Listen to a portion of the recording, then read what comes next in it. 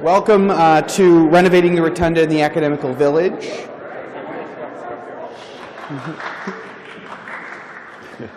I love the enthusiasm in the back. Fantastic.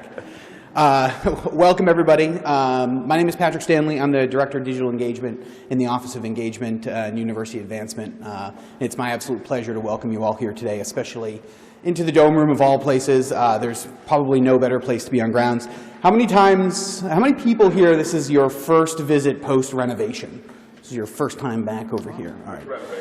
Yeah. Post the most current renovation. We don't need to name any timelines.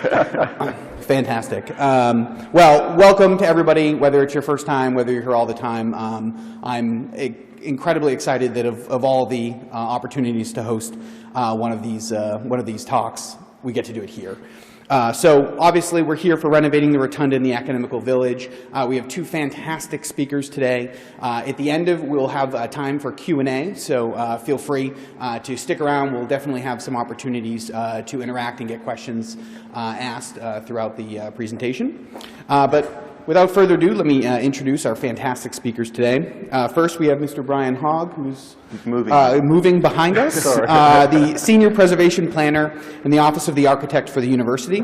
Mr. Hogg shares responsibility for the development and guidelines for the renovation and maintenance of the Academical Village and of the numerous historical facilities studied in the University of Virginia Historic Preservation Framework Plan. He also has oversight of all historic structures, reports, and capital projects associated with adaptive reuse of historic buildings.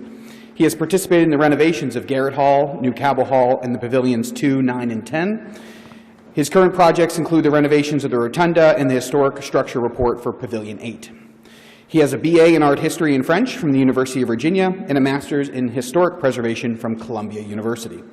Prior to returning to his alma mater, he was a member of the regulatory staff of the New York City Landmarks Preservation Commission for 17 years, finishing as Director of Preservation. To my left, we also have Mr. Jody Lehendro, Historic Preservation Architect for Facilities Planning and Construction. Mr. Lehendro has been a Historic Preservation Architect in UVA's Facilities Planning and Construction Department for more than 12 years, managing work on the university's more than 100 designated historic buildings, including the Academical Village. Previously, he had his own architectural practice in Richmond for 18 years, specializing in historic preservation, restoration, and adaptive reuse.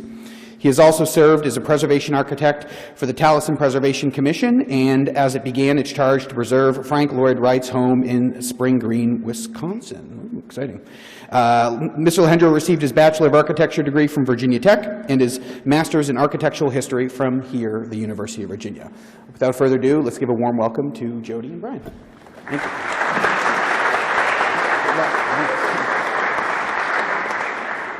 Well, thank you all for coming today. It's nice to be in the Rotunda on such a beautiful day. I'm happy to be able to talk about this building, which is, of course, the great icon of the institution. It's on every piece of stationery, every business card, every sign. It has been an inspiration for people for generations. Sometimes more seriously than others. You can see how adventurous people have gotten, the Etch-a-Sketch and the Lego rotundas, and then at the bottom celebrating the Rotunda fire in 1965. Some of you may recognize John Herring there in the picture, who ran Newcomb Hall for many years. The most recent, and I think perhaps truest to the Rotunda's original intent, was this one, which a lawn resident put in front of their room just this year. It was a little free library. So there were books inside it that people were welcome to take and to read. So it was kind of a nice model and very much in the spirit of the building. The project that we'll be talking about really began because the roof was leaking. We had known the roof was leaking for a while, but in 2005, 2006, it became a really serious question. And you just missed it, or you won't see it again for a while, we hope. The roof was painted annually to hide the rust spots and to keep the water out. It was becoming a real problem. So we began the project 11 years ago, by commissioning a historic structure report, which is a document that is a record of the building's history and evolution as well as a physical investigation of the building to tell us what condition problems we have and what needs to be addressed. We went to the Albany, New York architecture firm of John G. Wade Associates to do this, and they would stay with us through the entire project as the designers of the renovation later on. And since we got kind of a nice history of the building, I'll refresh your memories. This is, of course, Jefferson's drawing of the rotunda. It was made in 1819. Construction didn't really start, though, until 1823. The rotunda was the last building begun at the university. Everything else was finished before construction on the rotunda started. Jefferson was under terrible pressure to open the university at that point, but he stiff-armed the legislature for a few years, telling people that if the library wasn't at least begun, we would never get the money for it, and we would never have it. And the rotunda was essential to his vision for the university, with classrooms on the first 2 floors and the library in the dome room. And our record of the building's appearance is pretty complete, although not always entirely reliable. This drawing from February of 1823 is a beautiful watercolor done by John Nielsen, who was one of the builders at Monticello and at the university. And February 1823 is just when they were beginning to make bricks. So unlike most of Nielsen's other drawings of the buildings on the lawn, this one is kind of imaginary. So we trust it for pavilions 9 and 10, which you see on the left and right, which were finished at that point, but not so much for the rotunda. It's more aspirational for that. This is an 1844 view of the university from the west, and if you look carefully, you can just pick out a white dome. White dome in the landscape, and it gives you a good idea of just how open the grounds were. This view is taken from what's now the Miller Center. There was a toll booth at the driveway of the Miller Center for the highway going east and west to Richmond and into the mountains. And so you see that we were really almost in the middle of nowhere. And toward the top left of this image is Monticello. That's Monticello Mountain, the smaller of the 2 hills on the left. This is the first photograph of the rotunda from just after the Civil War, around 1868. The gate at the bottom of the lawn was still present in place. The trees on the lawn had taken a real beating. They were originally black locusts. And the short-lived tree in any event, and the neglect and the wear from the Civil War left the landscape, as well as the buildings, in pretty rough shape. The first big change to the rotunda was in the early 1850s. I learned recently that on the eve of the Civil War, UVA was the largest state university in the country, with almost 900 students. And Jefferson's original buildings didn't have the capacity to accommodate anything like that. So the university commissioned Robert Mills, a protege of Jefferson's and an important architect in his own right, to design an addition to the rotunda, which called the Annex, had a large auditorium, and it had modern science classrooms in it. Almost from the day it was finished, it was recognized as a mistake, which was too bad, kind of a blot on Mills's reputation, showing, though, that even good architects have bad projects, I guess. And it was there in the Annex that the rotunda fire started in October of 1827. It was an electrical fire. It burned south toward the drum of the building and destroyed everything. All that was left after the fire was the brick exterior of Jefferson's structure. The Annex was demolished. Cabell, Cock, and Rouse halls were built to replace the lost classroom space from the Annex's destruction.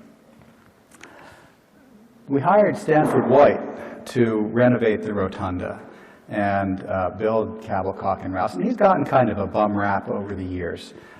People cursed him for generations for closing off the view to the south end, at the south end of the lawn. In fact, that was done at the direction of the Board of Visitors. White advocated for a location to the east of the lawn, where the hospital is now, recognizing the importance of that open view.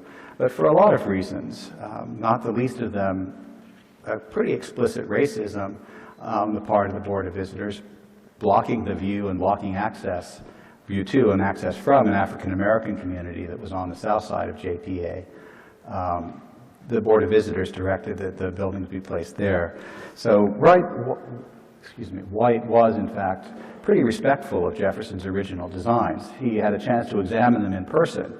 The university took Jefferson's original drawings, folded them up, and mailed them to New York, and said, this is the best record we have of what was destroyed. So not something that would happen today. And White's work on the exterior was really, in many ways, a very early preservation project. The university requested that he recreate Jefferson's exterior, and he did that with the exception of the dome and some other details, the whole north side of the building being one of those. He was pretty faithful to Jefferson's design, but his charge was to make the rotunda fireproof.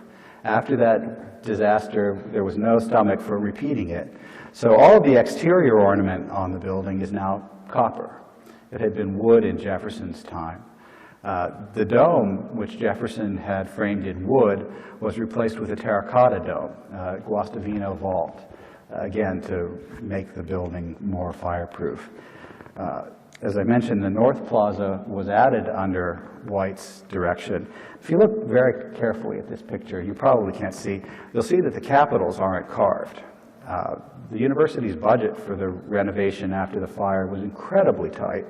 They didn't have money for any landscape, and they didn't have money to have the capitals carved. In fact, it was 5 years after the project was finished that an alumnus from Richmond cut a check. He was so tired of looking at just blocks of stone at the top of the capitals, and then the capitals were carved later. And we think that perhaps that process of not carving the capitals immediately and properly is what led to their part of what led to their rapid deterioration. On the interior, White took more liberties, also at the university's direction. And this floor was eliminated in White's design. The floor below us was the room that went up to the dome. And you can see in this room now, behind me is a picture of Stanford White's dome room, and on that wall is a pre-fire picture of Jefferson's dome room, so you can do a little compare and contrast between the three versions. And that lasted until the early 1970s, which is the renovation that many of you remember. Beaux-Arts architecture had fallen hugely out of fashion. Architecture has fashion just like everything else. And White's very robust design was dismissed starting in the mid-1950s as vulgar and overwrought. And a campaign began starting in the mid to late 50s to recreate Jefferson's original interior. Finally, with the advent of the American bicentennial, enough support was created that they could demolish the entire interior of the building. It was taken back to the brick throughout. We have in storage railings. We have a good chunk of that interior in storage, marble floor paving, capitals and things, but it was removed. And the interior that you all know now was recreated. So after all of that work, this is what was left, and this is what we were given to engage. This drawing was prepared by Waite to help us understand the building a little better. What's red is what's left of Jefferson. What's yellow is McKim-Mead and White.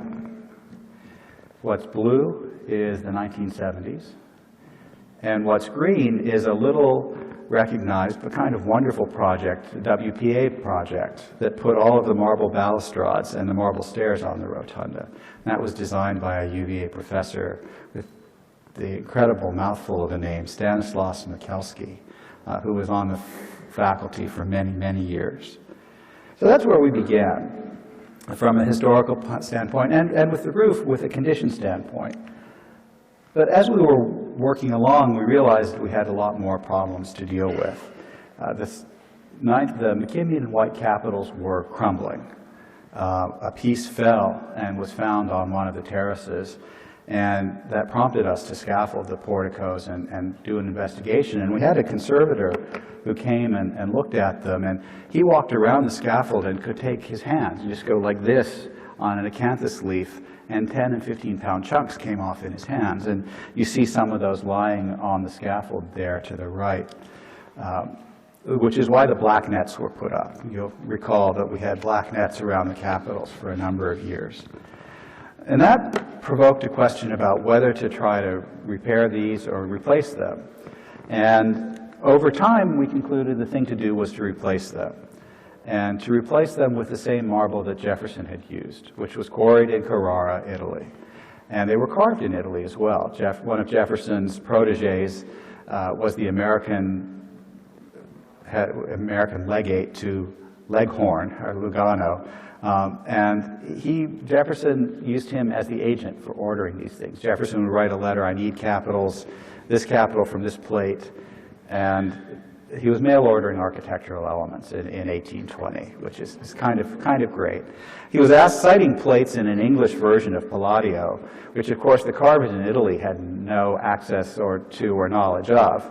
But they had been carving these architectural features for generations, so they knew what he was generally asking for. And what we got was close. It wasn't exactly what he wanted, but it was close, enough to satisfy Jefferson.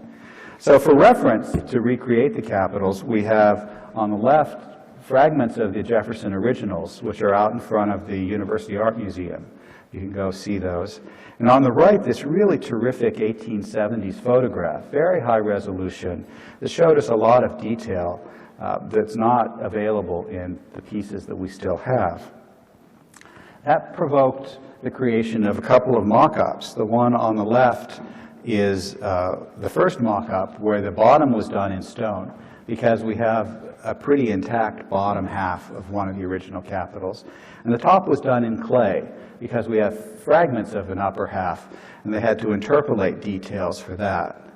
And once we were satisfied with that model, on the right, they made a second. These models were about just over a quarter of each of the capitals. They made a second model in all marble, and that's what's on the right. And then they started carving, and the carving was done by computer-driven carving machines. About 90% of the carving was done that way.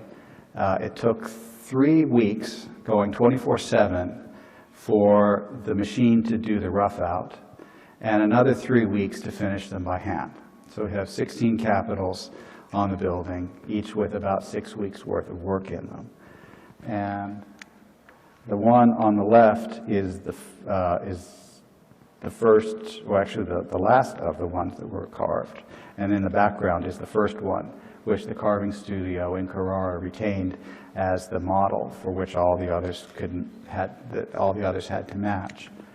And this is a before and after, one of the McKimmy and White capitals and one of the Carrara, the first of the Carrara capitals.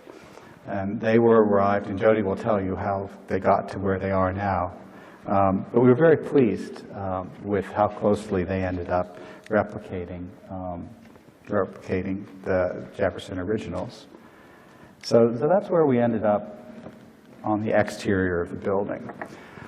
But as we engaged the renovation of the building, we recognized that there was a larger problem, which was that the rotunda had become a building that people walked past rather than into. Everybody recognized it, everybody spoke respectfully of it, but nobody came into it. It just wasn't used. The question then was, how can we make it a more integral part of the daily life of the university? So we reprogrammed portions of the building. The 2 south wings, which had been offices, including my office, were reused. On the west side is a multi-purpose room that's available to anybody in the university community for meetings or lectures or events. On the east side, we put 2 classrooms into the former office of the architect. They're treated just like every other classroom at the university. One holds about 20 students, one holds about 30 students. Over the course of last year, there were somewhere between 50 and 60 classes in those 2 rooms. We also put teaching into the lower west oval room, and that is used 3 days a week for classes. The other 2 days are more open. The building's hours were extended 3 days a week, Sunday, Monday, Tuesday. It's open till 10 o'clock for students to come in and study. Their ID lets them swipe into the building so that it's not too busy and strangers aren't wandering in. swipe was programmed a little too aggressively initially. President Sullivan said that one day last fall she came down from Cars Hill with her husband to see how things were going in the rotunda, and her ID wouldn't let her in. A student took mercy on her and swiped her in, which was kind. We repurposed the former museum room into a study space and redid the visitor center. So some of you who were university guys will remember starting tours in the lower East Oval room. We reorganized that space, opened it up, and put a lot more current information in it. One of our great discoveries we also brought the University Bell to a more prominent location. One of our great discoveries during the project was the chemistry hearth. You remember before there were chemistry ovens below the chair rail, little tiny things. Those were just the fireboxes for this much larger apparatus, which there's extensive correspondence between Professor Emmett and Jefferson and Arthur Brockenbrough, the proctor, about the creation. And this classic conversation that still occurs today. Emmett writes to Jefferson, "I cannot possibly teach in my pavilion. It's too hot, it's too smelly, I need my own building, and here's a sketch of the building that I need." Jefferson responds, "No, you can't have your own building. I'll give you the North Oval room on the ground floor." Emmett negotiates further. "No, it's too hot. There are no windows." He ends up with both of the Oval rooms on the ground floor. One is his classroom, and one is the lab. And so from what we can see, this is the oldest surviving device of this type in the country. And we haven't really found any of this age in Europe. It wasn't the first in America.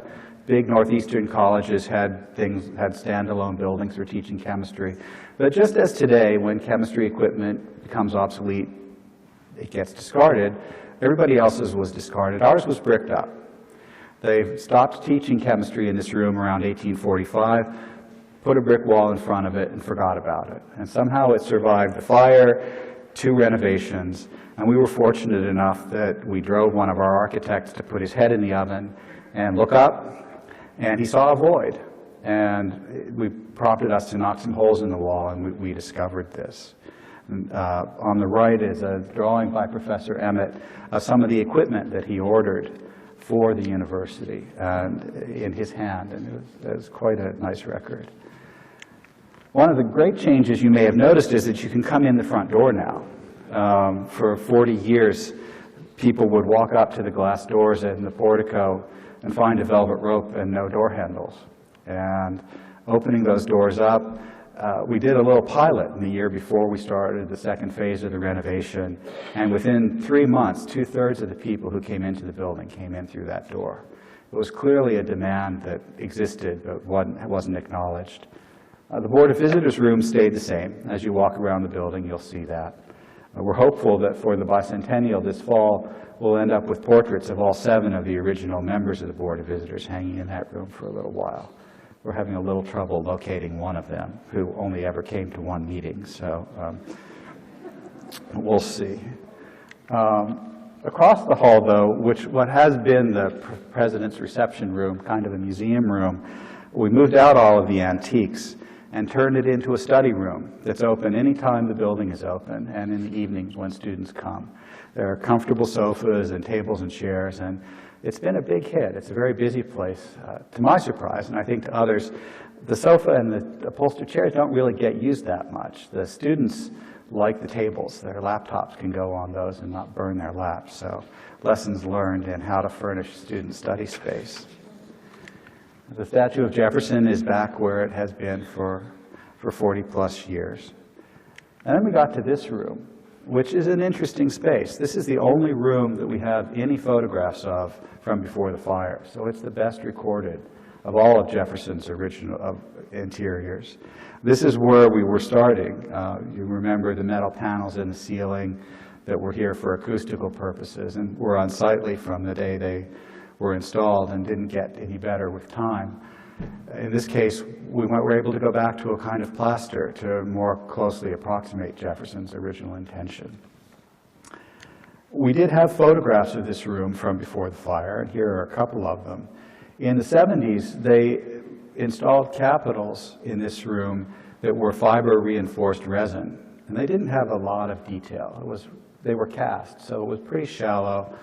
Knowing that we would have people on this first balcony after the renovation, which is one of the other changes we made, we wanted to try to have them be both better material and better detailed.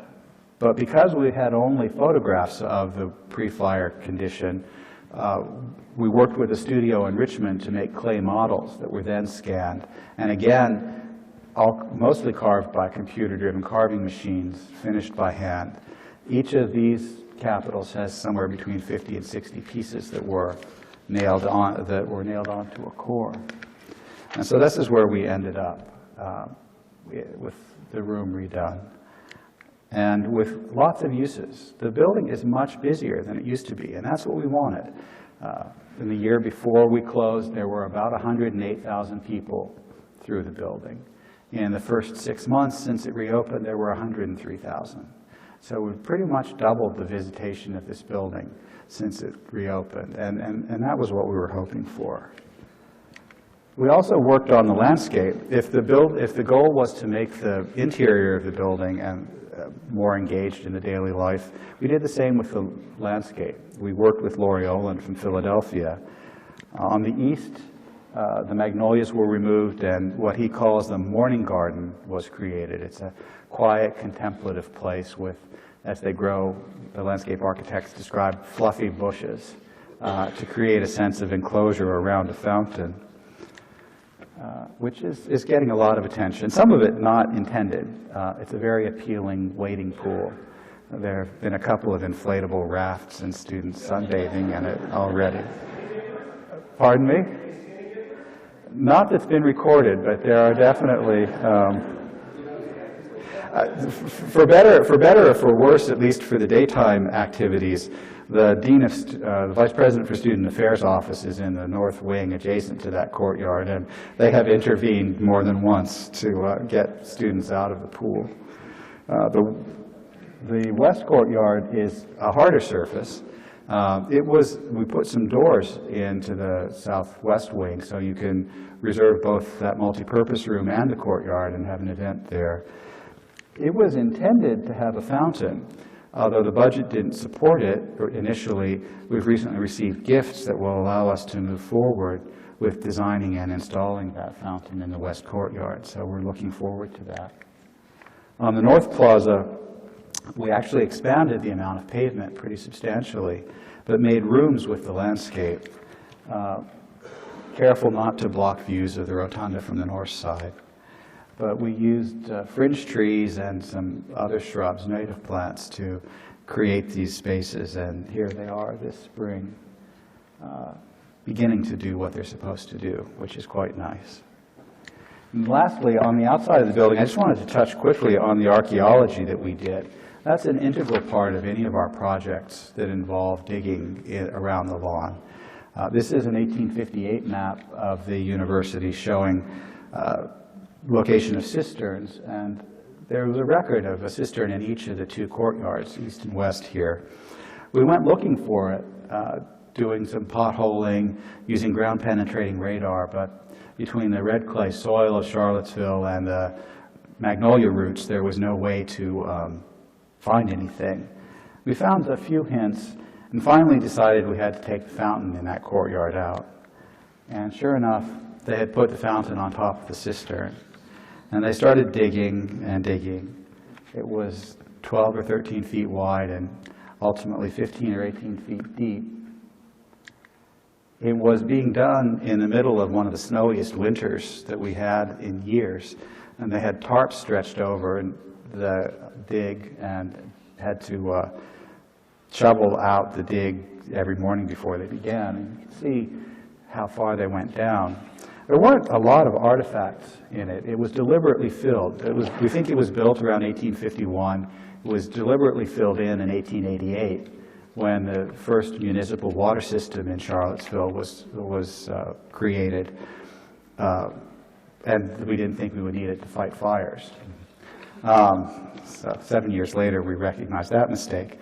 But what we did find that was really interesting is that the interior of the cistern, somebody went kind of crazy signing his name. Actually, two people did. One was Charles Carter, and the other was J.W. Brand. We haven't figured out who Charles Carter was, but J.W. Brand was the son of a mason who had a contract with UVA to build cisterns. And he was 18 or 19 here, apparently signing, practicing his signatures. He later went to MCV. He came to UVA, then went to MCV, became a physician, and ended up in the farther south, I think Arkansas, if I remember correctly.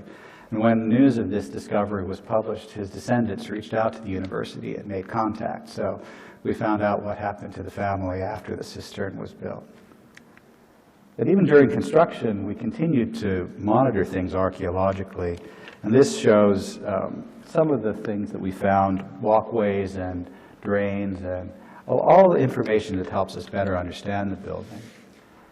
So just as a reminder that everybody has problems, this is from a few years ago when they were working on the Pantheon. I will turn it over to Jody now.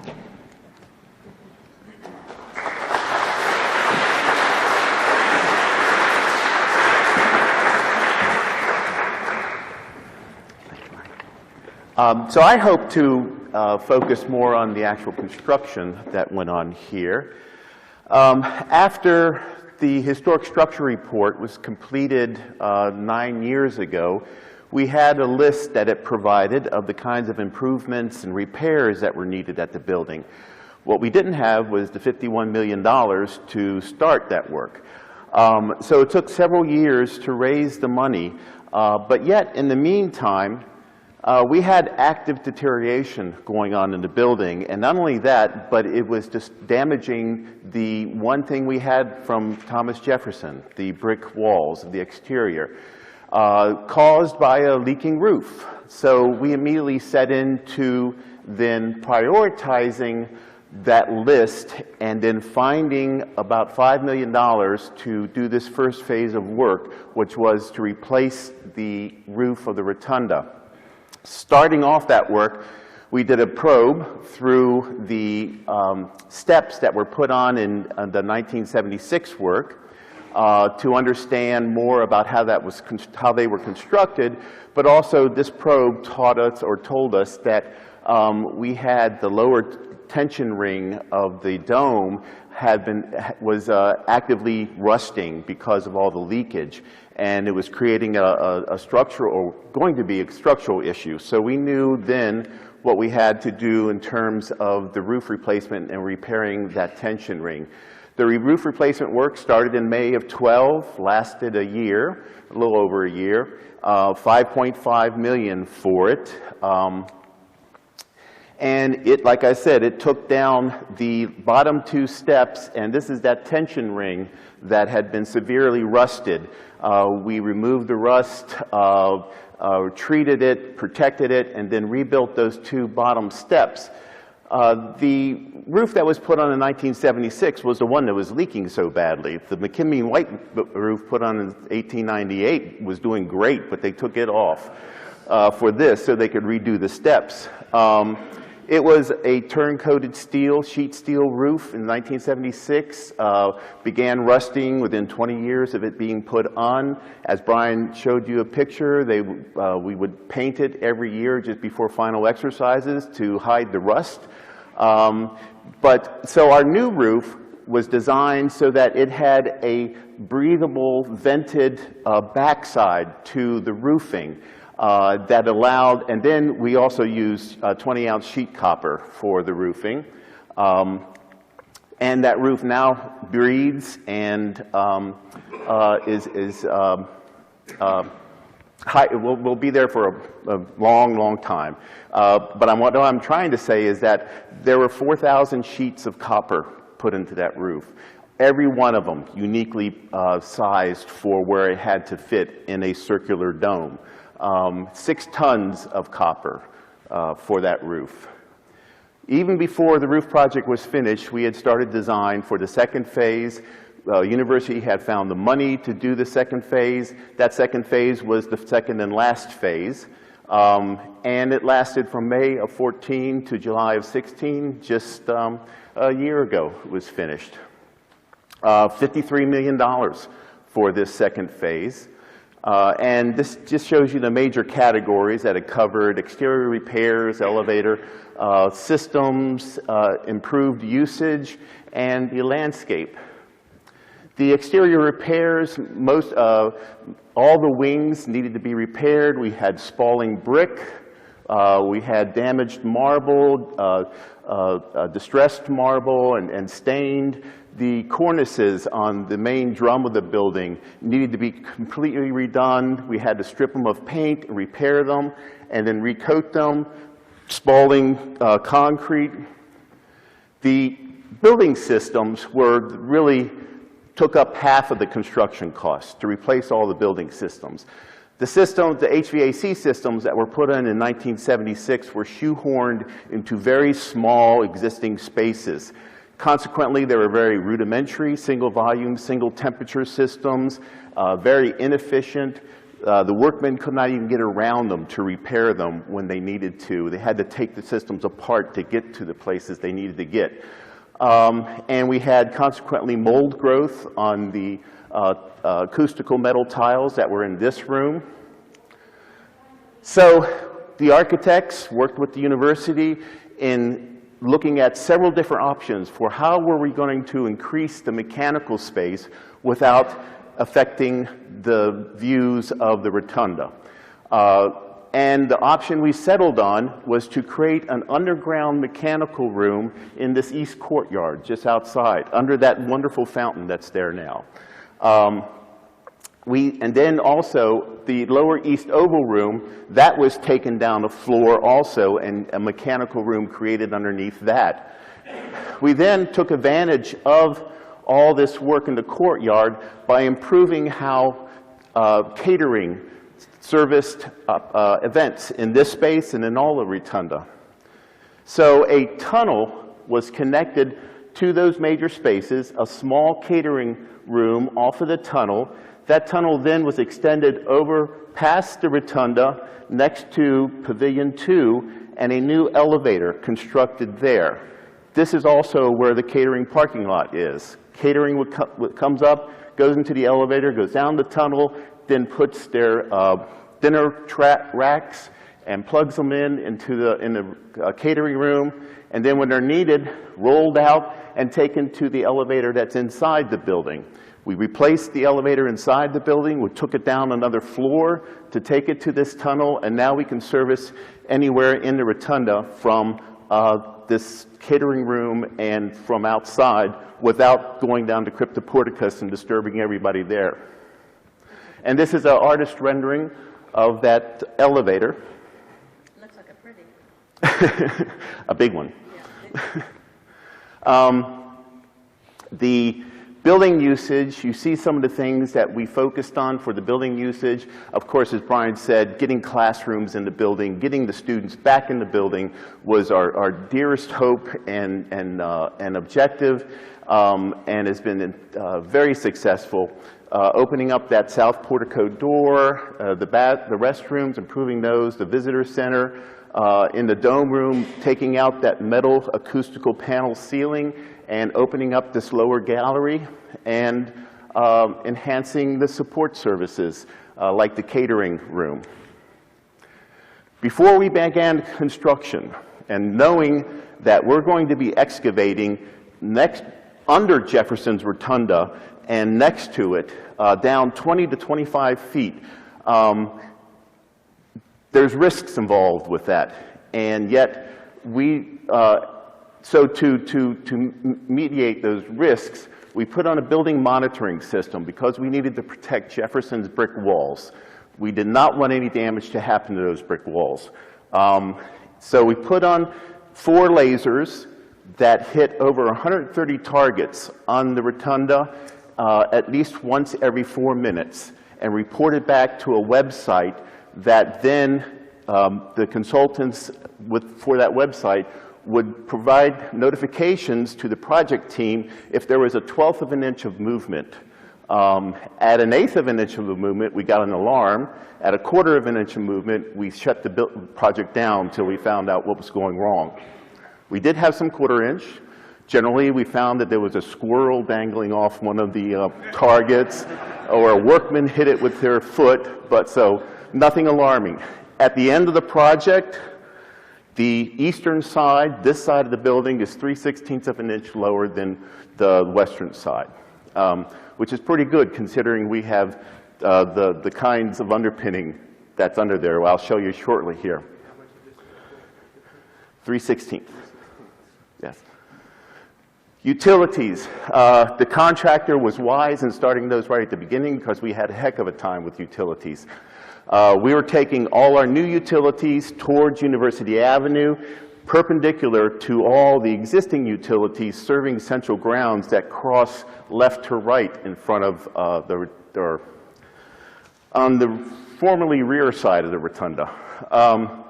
And so once we got into making the excavations, discovered that the utilities were not where we expected, and these utilities go back to the late 19th century. We ended up redesigning our utilities, taking another 8 to 10 months longer than we expected, an extra $1 million in and of costs. We went deeper. We hit rock, naturally, when we went deeper. So it was a trial for us. Underpinning. So as soon as we got the building in May of 14, after final exercises, underpinning started. And it took from May to December of that year to complete the underpinning. Underpinning, there are 84 shafts that it's done by threading steel beams, temporary steel beams under the wall, and then nothing more sophisticated than a man with a shovel in a hole under that wall and another guy on top with a bucket and a pulley. And that man just going down, down, down, 20 to 25 feet. He would dig that shaft, then we'd pour concrete in it, and then go 15 feet away to do the next shaft. 84 of these were done. Once the underpinning shafts are done, of course, then the excavations went very quickly. You start to see those shafts, the underpinning shafts here underneath Jefferson's brick wall for the drum. Excavation started in December of 14. You can see we're getting pretty close to the bottom by February. And then starting the construction of the underground vault in March of that year to April, we poured the slab for it. May, we topped it out with a concrete roof, waterproofed it, and then started to construct scaffolding on the top of that. Until today, we have this wonderful fountain on top of it. But you see lower left, that's a picture of the mechanical room that's underneath that fountain. This is the tunnel that connects the elevator in the parking area, in the catering parking, to the catering room, and then to the elevator inside the building. And this is the elevator itself. As I showed you, this is the artist rendering for it. This is the elevator shaft and the stair that goes and hallway around it. This view is taken from just past the elevator looking towards the rotunda, and the same view today shows you that below here is the tunnel going underneath the arcade here, and then alongside the south side of the east courtyard. Shoring and capitals. So Brian told you about the process of carving the capitals. It was a whole another very intense process for how to get the capitals to replace what was already there. The engineers came up with a wonderful design, very creative. They designed these shoring towers in between the columns that were then jacked up to take the roof of the weight of the roof off of the columns. And then they installed a metal track system at the level of just below the capitals. Within a hoisting tower, well, not a hoisting tower, but a setting tower, landing tower, just beyond the, and I should have pointed that out. This is the landing tower just beyond the outside of the footprint of the portico roof. The capitals were then first removed in a certain sequence, and then the new capitals brought in a sequence. To do that, the engineers designed this special frame cart and hoisting framework that has wheels and hydraulic lifts built into the bottom of the carts. And then at the start, they would put the framework on, use that to hoist them. How much do they weigh? They weigh 6,200 pounds. And then you can see the cart here, the new capital being guided to the landing tower. And then this is the steel tracks that you can see them pushing the cart with the capital along those tracks to ultimately the top of the shaft, where they're going to be then the jacks in the carts, lowered them on top of the shaft, and then fixed in place. As Brian said, what most people think on the exterior of the building is painted wood is actually sheet copper that's been painted white, because of the BOV's requirement that the building be fireproofed. We had not had experience, the preservationist involved in this, with how to repair and restore sheet copper ornament. We learned a lot. We tried to first, as preservationists are wont to do, we wanted to just clean the material in place without removing any of it. We tried several different methods. None of them were satisfactory to us.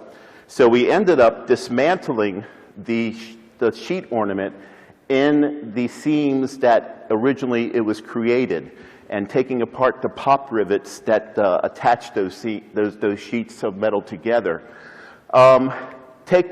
Labeled them, took them apart, took them to a shop in Manassas that stripped the paint off of them. And then we met with those repairmen in that shop and came up with a level of repair that we all agreed upon. The elements were repaired, then primed and painted, and brought back, and then reassembled on the building. This is a mock-up at that shop of the different components of the entire entablature. And this shows you some of the painted pre-modillion block, and then what it looked like after the stripping. So the components, the metal, so the egg and dart at the bottom, and then the curving pieces were added later? I mean, on top? Yes, so the way it was constructed is that first you have this base element here, and then these are other pieces that are then soldered to within the recess. The Floron is a separate piece that was made, and it's copper that was wrapped around a solid mold element and beat and wrapped around it. In fact, this modillion block, they often were made of 2 or 3 sheets of copper that are melded together around each of those. So the modillion block, the Floron, the egg and dart, they're all separate elements that are then soldered to a base molded sheet copper. So they're hollow. Yes. That means curved. And then putting them back, we found when we started this project that the cast iron framework that McKinley and White put on, because of the leakage over time, they were installed with lag bolts into wood plugs that were put into drilled holes in the masonry. And those wood plugs had rotted out from all the leakage. And we had found that the armature was actually 2 to 3 inches falling away from the building. So we had to dismantle that entire assembly. We sandblasted the cast iron, recoated it with a rust inhibitor, and then use stainless steel angles that are Hilti bolted with epoxy into the walls, so they'll never move again. And then you can see how the sheet copper is then attached to it. You used the original holes. Yes, they're still there. The clocks were a wonderful surprise in themselves.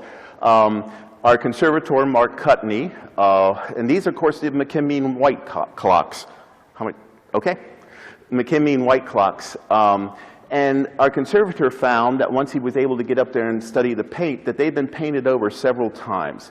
That originally they were gold leafed, or not gold painted, and that there were, you can see in the clock that was there, there's no minute indications. The originals had these minute indications.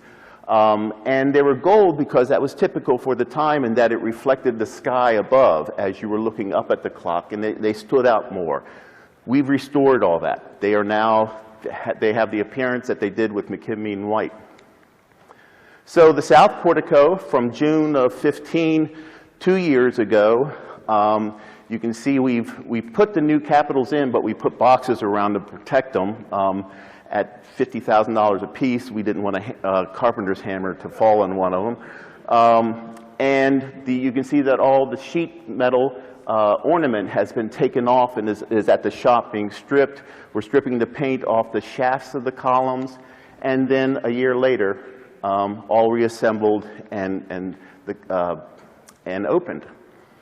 The north portico went through a similar kind of evolution. June of 15, finishing up utilities. The steps on the north portico, the marble steps were all taken apart. They were numbered, taken off, because underneath of those steps on the north portico there are rooms. And the concrete superstructure put in by McKim White was badly deteriorating. Water had gotten in there, was rusting the rebar was expanding, and the concrete was exploding. So we took off the marble steps and risers, replaced the concrete superstructure, waterproofed it, and then brought back all those marble steps and reassembled them. So you get the 1 year apart, June of 15 to last year, with the new landscape and completed. The west wings, once again, the west wings leaked badly. They did damage the concrete floor beneath them, which is also then the ceiling for the offices and the wings. We stripped off all of the paving, applied waterproofing again, and then put back the paving. We also took this opportunity to repair the marble balustrades that, as Brian told you, were put in the late 1930s by McKilsky, and cleaned them and repointed. Other exterior work included such things as conserving the plaster eagle that's at the underside of this south portico that dates from McKim White's work. And we felt like it was important to save that. We ended up having to take away all of the ceiling in that south portico, but we left that eagle in the center and then incorporated it into the new ceiling. When we took the ceiling away, of course, we had to destroy the moldings. They were plaster moldings. We brought back craftsmen who knew how to do the running plaster moldings, and they restored those. The north steps, pouring those, and then cleaning. We stripped all the paint off of the colonnades and equipped the porticus so that we can get the latex paint off and go back with a lime paint that allows those surfaces to breathe, and thus you're not trapping moisture between or behind the latex. So you can see a before and after. This is of the east colonnade. The wings themselves, south wings, you can see befores and afters.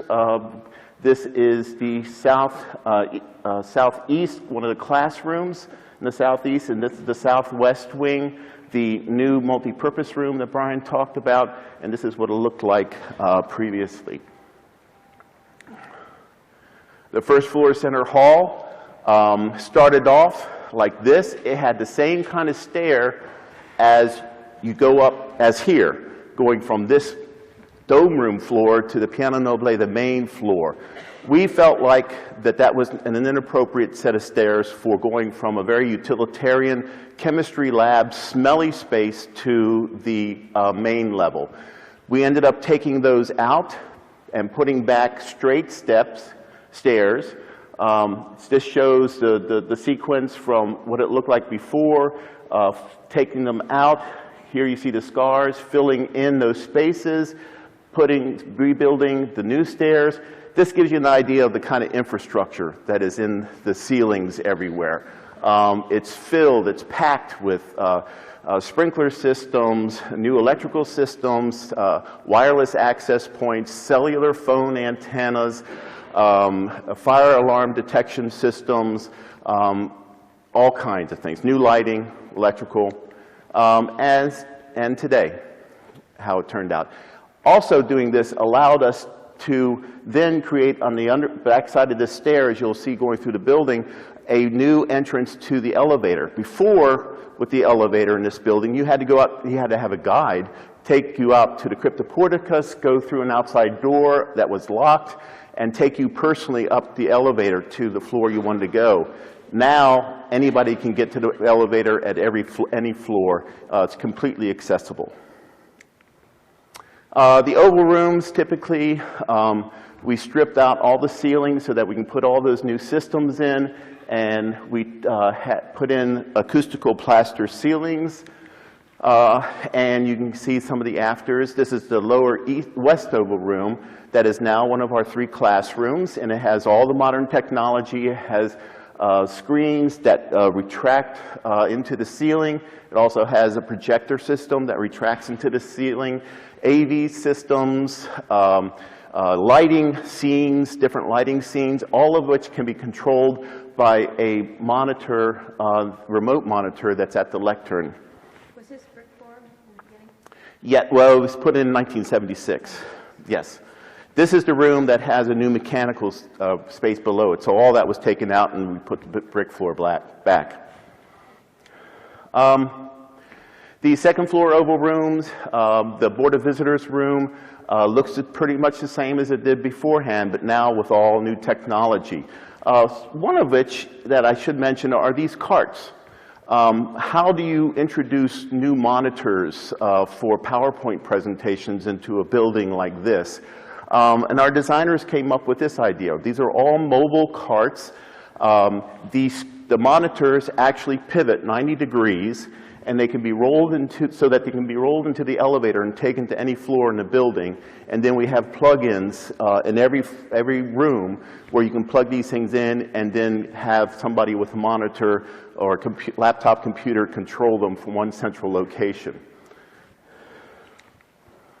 The dome room ceiling here, this was an incredible marvel to watch. It's an acoustical plaster ceiling. I told you about the one that was here, the metal, perforated metal panels that were removed. This system has acoustical boards that are first put in, and then 2 layers of 1/16 inch thick plaster.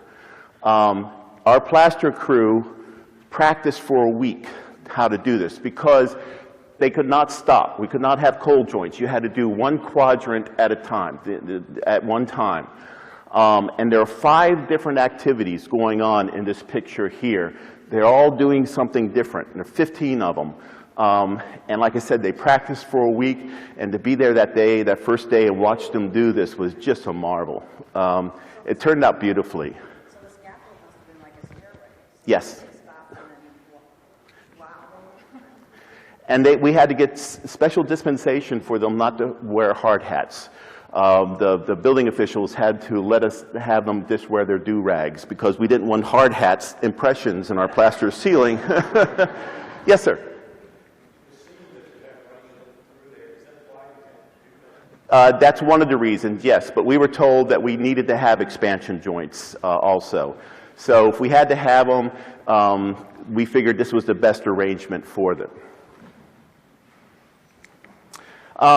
And I think I'm about finished. Let me see. So you can see the before and after of this room. dome room, gallery. This stair was put in. As Brian said, this is the first time since 1976 that this gallery has been opened. As an architect, it's absolutely amazing how much activity it adds to the space, or how much it engages you. That there's something going on above and below at the same time. It's really wonderful. And it gets used a lot. The students love it here. Great people that worked on the project. It was a team effort. Wonderful, wonderful people. The highlight of my career, clearly. And not just because of the building, but because of how we worked together. Thank you.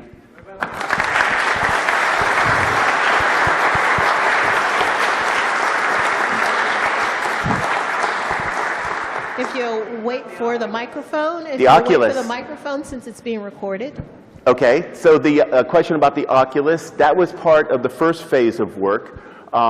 It is based upon an extant example from Latrobe's Davidge Hall in Baltimore.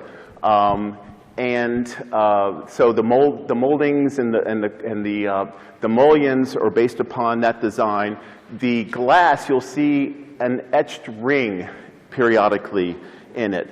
That's to mimic the way skylights were built at the time, which was to layer glass. They didn't have those kinds of long sheets of glass. So to layer glass almost like shingles, and there'd be about an eighth of an inch separation so you didn't get capillary action to bring water up. And so we decided to put in these etched rings to mimic that kind of effect, because their dirt would have built up in those places. Thank you. Yes, sir. Oh, I'm sorry. Yeah. I'll make Althea mad if I don't talk to him A first. friend of mine who's a historian in Norfolk knew that I was coming up here for reunions. I'm sorry. A friend of mine in Norfolk, Virginia, who is a historian for the city down there, knew that I was coming here for the reunions, and he sent to me in the mail an article that appeared in the 1910 Norfolk paper about the monument out here for Jefferson. Okay. I don't see anything here in walking around today that tells you about that one, which is tied to Homer at the end. Moses Ezekiel, which was a VMI cadet, did that in there. And I feel like those two are so important here at the university. We need to have something to recognize what he did here. Yes, we do, Brian. I'm turning to the Office of the Architect to initiate this. Well, yes, there are a lot of things that need some interpretation here, and we work on it. We work on these things incrementally, but that's a good point that we'll certainly take. Moses Jacob Ezekiel was a very important sculptor in Virginia. He fought at the Battle of Newmarket, held one of the 10 who died in his arms as he passed. Then went on to become a sculptor, went to Italy, and had his studio there in Italy. Yes. I'm sorry. Althea is controlling things. I realize there are a lot of uncertainties in historic preservation. How on earth did you bring this project in for, what, $53 million in 2 years? No. Well, in 3 years of actual construction. I guess my question is, how do you possibly plan budget-wise and time-wise for a project of this incredible scope? As you can see, we failed miserably, because we started off with $50.64 million at the end of the historic structure report 10 years ago, and ended up costing $58.5 million. So we missed it. We do need to, Jody mentioned the funding, and it is important to acknowledge that the Commonwealth put up half of that funding, and the other half was... We're not hearing it. Is it on? The Commonwealth put up half of the money for the project, and donors put up the other half. No money came from student fees. What projects are coming up next on the lawn? Well, we're still paying for this one, but we are making repairs to Old Cabell Hall at the end of the lawn. We're putting about $5 million into that building to replace major plumbing and electrical distribution system. We just found out, I wish you could speak, but... The next of the Jefferson buildings will be Pavilion 8, which was last worked on in 1983. It's got classrooms on the main floor and 2 apartments in it. And we hope about next January to start construction on a renovation of that that'll update it.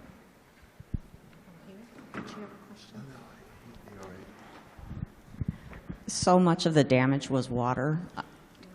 Is after a new roof or a new surface like the plaza or whatever is done, is there a test where, you know, you drop some paint or water and follow it and see where it goes and see if it's supposed to go there? I mean, shouldn't that be part of the process? Is there a test to do what? I think that should be part of the process. I mean, the systems are all tested, yes. Yeah, we do. Because we're a state agency, we're obligated to manage the stormwater much more aggressively than a private developer is. So that whole North Plaza is paved with pervious pavement. It goes through and is collected and then managed on its way downstream. So it's very carefully designed, the way that the water goes out. And the same with, the roof water goes into underground drains, and technically our watersheds are compromised. So we're obliged to manage the storm water very carefully, and the designs for this renovation took that obligation into account. Ironically, with the roof before that we replaced, it actually rusted from the underside out because of the condensation coming up from the building itself, migrating through the masonry, and then condensing on the underside of that metal. So it actually rusted from the inside out. That was one of the reasons why we put that ventilated system under the copper roof. Uh-huh. Oh, they're all sloped to go to drains. Okay. I have another question to ask you. Did you have to bring in any experts from the outside to help you on this job? And the second question, did you have any serious accidents during this reconstruction? Yes, lots of experts. Like I said, it's a team effort. So we look to our architect and engineers to recommend experts that they wanted to bring in. For instance, Gail. Right. Yes, an expert from the University of Texas consulted the architects on how to best clean the marble balustrades all around the building.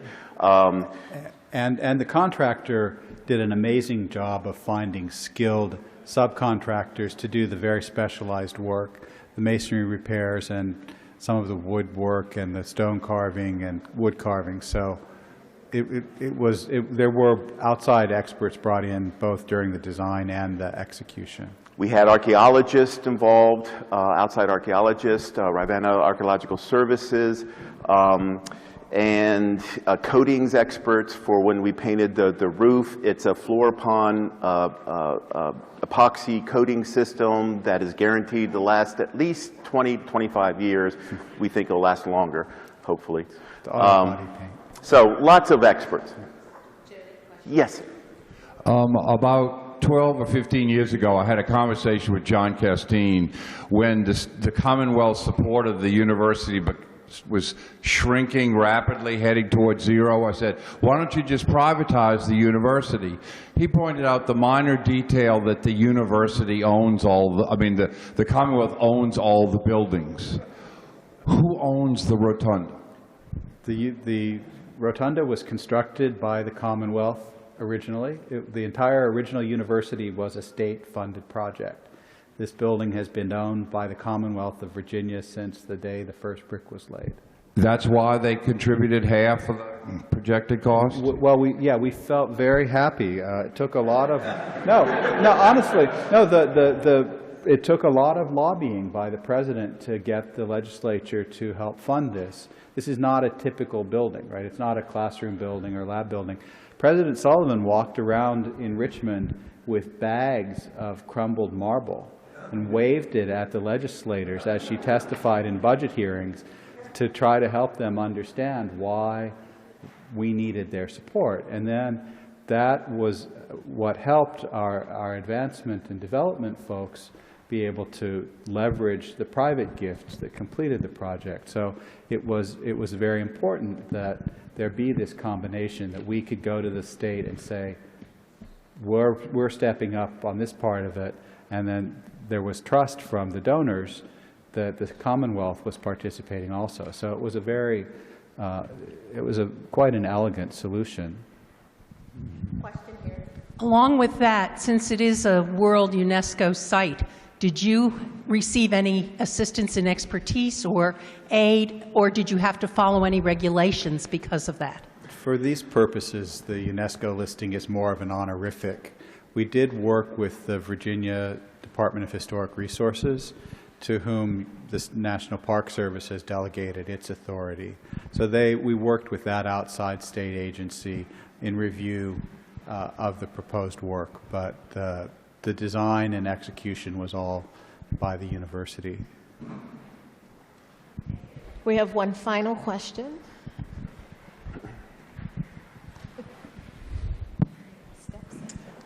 How much of this room is from 1976? Well, the floor, the columns, the walls, the windows, the balustrade, the capitals are new. The railing, interestingly, is from 1976, the gray metal railing, because if we had changed it, it would have had to be 10 inches higher than it is now. So I would say, what, 75 or 80%, not including the ceiling, is from 76. As I mentioned, this was the one room that was really well documented from before the fire, or had some documentation. So of all of the spaces in the building, this was the one that Freddie Nichols and Ballou and Justice were able to most carefully recreate. Yes, sir. I like the floor. Can you comment on the floor? It's heart pine, reclaimed heart pine. This is the wood that we see used throughout the original buildings, both as floors and as structure. It was the go-to wood around here for building purposes. So this was one of the really early uses of that reclaimed material. It was quite celebrated when the building reopened. But now it's more available on the market than it was then.